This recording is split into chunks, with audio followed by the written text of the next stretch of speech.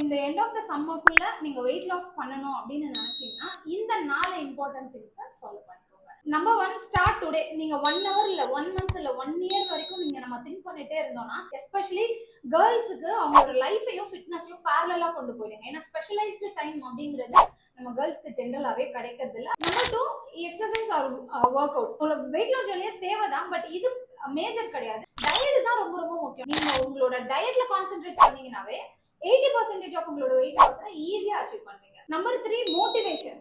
So motivation உங்களுக்கு யாருமே கொடுக்க மாட்டாங்க. நீங்க மோட்டிவேட்டடா பண்ணணும்னா ஒரு விஷயத்த கன்சிஸ்டன்டா ஃபாலோ பண்ணணும். And most importantly short time கோல் வச்சீங்க அப்படின்னா எக்ஸ்பெக்டேஷன் கம்மியாகும். எக்ஸ்பெக்டேஷன் கம்மியாச்சுன்னா ரிசல்ட் கம்மியாகும், மோட்டிவேஷன் கம்மியாகும். நம்பர் 4, லாங் லாஸ்டிங் ரிசல்ட்டுக்காக இன்னையில இருந்து ஒர்க் பண்ண ஆரம்பிங்க. உங்களோட எக்ஸ்பெக்டேஷன் லெவல் வித்தின் 2 months இருக்கு அப்படின்னா அதை 12 மாசமாகுங்க. 2 monthsல நீங்க எதையுமே பெரிய லெவல்ல ரீச் பண்ண முடியாது. 1 yearல எனக்கு ரிசல்ட் என்ன கிடைக்குதோ இல்லையோ, நான் டிசிப்ளின்டா ஒரு விஷயத்த ஃபாலோ பண்றேன் அப்படின்னு யோசிச்சு பண்ணீங்கன்னா டெஃபினட்டா நீங்க ரீச் பண்ணுவீங்க.